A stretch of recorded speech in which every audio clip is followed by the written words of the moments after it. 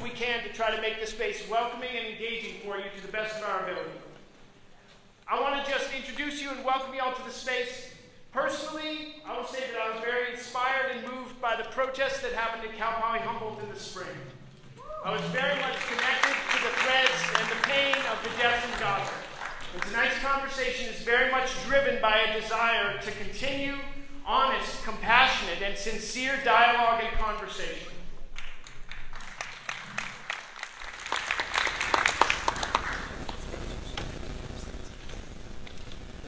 Thank you, Imam. Thank you, Rabbi. Thank you all.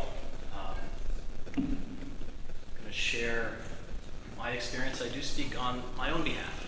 I am the rector at Christ Episcopal Church in Eureka, a follower of Jesus Christ, who I know is honored in Islam. That's what that was a very good Jew. But I want to say, I'm going to share just two experiences, my two experiences visiting the Holy Land, and just say that I've been going through transformations in my understanding the layers that continue to peel, and I'm going through a transformation right now. I appreciate everything that's been shared, and it's also driven home the difficult reality that this is very hard to talk about in a respectful and civil way. Thank you for listening. I think that's the first step. So with over 2 billion members worldwide, the global Christian community also has a broad diversity of opinion and belief when it comes to the Holy Land. I had the experience of visiting the Holy Land with Christian Zionists and then later with Palestinian Christians, two groups that represent opposite ends of the diverse spectrum of Christian beliefs regarding the region. I first visited Israel 20 years ago with a group of Christian Zionists who called themselves Messianic Jews, Jews who believe that Jesus is the promised Messiah. Although there is variation of beliefs among Messianic Jews, they generally understand the formation of the state of Israel and the return of the Jewish people to the land as fulfillment of biblical prophecy. For them, the existence of Israel not only confirms the divine truth of the Bible, it also energizes them with the sense that God's hand is at work in modern-day politics and that they can be a part of God's plan by supporting Israel wholeheartedly. Messianic Jews and Christian Zionists are deeply invested in Jewish people resettling the land because many see this as a necessary step that must take place before the Jewish people accept Jesus as their Messiah and thus fulfill their interpretation of St. Paul's words in the book of Romans when he says, "A hardening has come upon Israel until the full number of Gentiles, non-Jews, have come in, and then all Israel will be saved." That's Romans 11. Christian Zionists, of course, understand the salvation for Israel as salvation through the death and resurrection of Jesus Christ. Since a great deal of anti-Jewish violence throughout history has been instigated and fueled by the church in the name of Christ, this prophecy of Jews eventually accepting Jesus as the Messiah is problematic, to say the least, and frankly offensive. However, although they may have very different goals in sight, many Jewish Zionists, not all, but many Jewish Zionists have accepted the support of Christian Zionists in the Jewish resettlement of the Holy Land. So in answering the question, whose Holy Land? Christian Zionists and Messianic Jews would say it belongs to the Jews. Now, 6 years later, I visited the Holy Land again, and I had grown a lot in those 6 years. I became an Episcopalian, became an Anglican, and I visited the Holy Land with a Christian, ecumenical, nonviolent liberation theology organization called Sabil, which is Arabic for the way. And it was founded by a Palestinian Anglican priest, the Reverend Naim Atik, who's written about liberation theology from a Palestinian Christian perspective. In answer to the question, whose Holy Land, these Christians would say it belongs to the Palestinians, who had, as we've heard, already been living there for centuries. With Sabil, I learned the perspective of Palestinian Christians whose story begins also in the Bible, in the book of Acts, at the the Council of Jerusalem, about 50 CE, when Christian leaders, Jewish Christian leaders, decided to allow non-Jews into the church without having to convert to Judaism. It was a big debate in the early church. Many of these non-Jewish Christians remained in what was then called Judea. They remained there after Rome destroyed the Second Temple in 70 CE, and they stayed in the land when it was renamed Palestine. And I'd be curious to hear what Kathy, thank you so much for that brilliant presentation. My understanding that I heard, I think from maybe both sides, is that the name Palestine was actually given sort of as an insult to the Jews, named after their lifelong enemies, the Philistines. But these Palestinian Christians lived in relative peace even when Islam took over the territory in the 7th century. And it's worth mentioning that the most sacred site, we mentioned the Church of the Holy Sepulchre, this is the most sacred site in all of Christianity. It's the premier pilgrimage destination throughout church history. The site of the Passion, traditional site of the Passion, death, and resurrection of Jesus Christ. The family that has held the keys and continues to hold the keys to the church. Do you think it's a Christian family or a Jewish family? It's a Sunni Muslim family that's been holding the keys for centuries, since the 7th century. A neutral guardian for a site that is sacred to so many Christian denominations who are always squabbling over the property. Under tolerant Muslim rule, the Palestinian Christians, Jews, and Muslims lived harmoniously together for the most part. After World War I, the British took over the land, eventually promising independence to Palestinians while also promising a homeland for Jews on the same land, the Palestinians. The British are very much at fault. I'm aware of that. I'm an Anglican. The British and then the U.S. equipped the state of Israel with enough military strength to fight the neighboring Arab countries and to treat the Palestinian Christians and Muslims as less than human.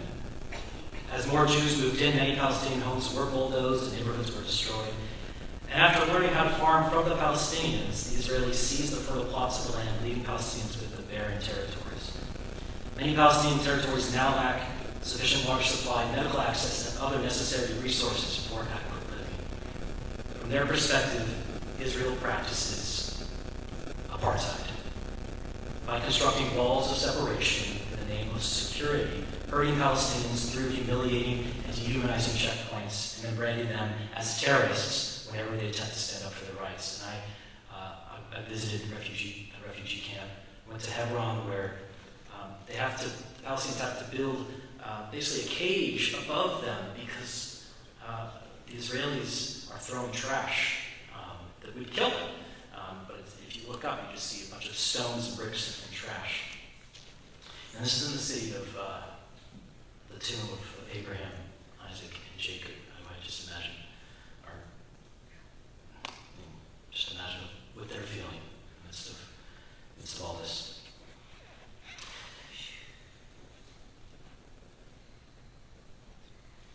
Any expression, this has been mentioned before, any expression of sympathy for Palestinians is often condemned as anti-Semitism. I have Jewish background from my father's side. I'm married to a woman who identifies as a secular Jew. I've preached and expressed sympathy for Palestinians, and I've been accused of anti-Semitism and anti-Judaism, and that is tremendously heartbreaking. Palestinian Christians who experience oppression from Israel emphasize the fact that Jesus also lived in that same region when it was occupied by an oppressive power, the oppressive Roman Empire, an empire that had him arrested and crucified for the crime of rebellion and sedition. So they offer a very different perspective on the Christian scriptures than the Christian Zionists. What would peace look like? I see peace in the Holy Land being rooted in the recovery and the reclaiming of the Jewish prophetic tradition, a tradition that I see embodied so powerfully in Rabbi Nomi and Rabbi Bob. A tradition in which Jesus clearly saw himself, Jesus was a prophet. A a tradition that emphasizes care for the poor and the vulnerable and that condemns idolatry, a tradition that is not afraid to speak truth to power and to criticize political leaders when they prioritize their own selfish and idolatrous greed over the health and well-being of other vulnerable human beings. Many Israelis are already involved in this prophetic work: Jewish Voice for Peace, Rabbis for Human Rights, Rabbis Against Genocide. They're voicing their criticism of Netanyahu and his policies. I believe followers of Christ can support Israel's right to exist and defend itself, while also calling Israel out on their flagrant denial of human rights for Palestinians. In fact, I'm inclined to believe that Jesus the prophet would be doing just that.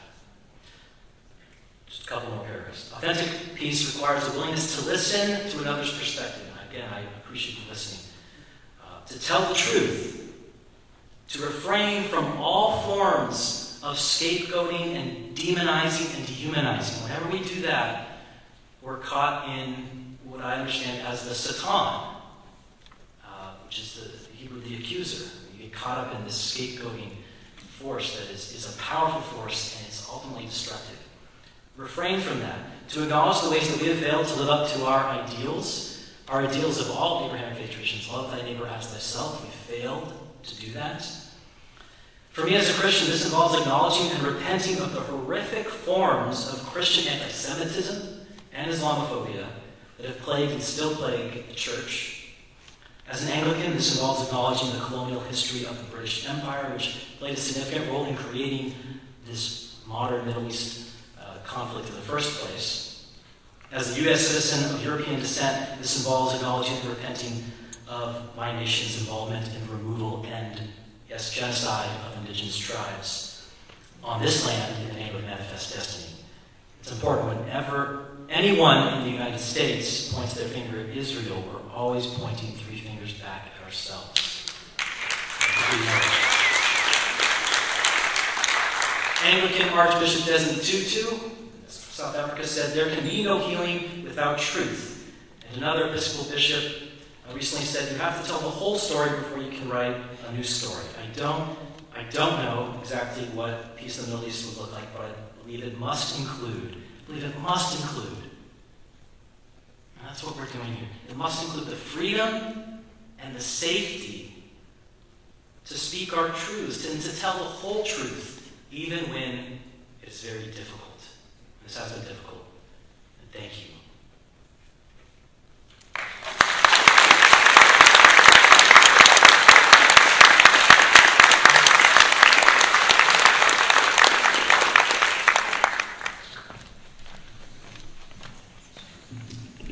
I want to thank all of our speakers tonight. Please give a round of applause for everyone who's contributed to the conversation.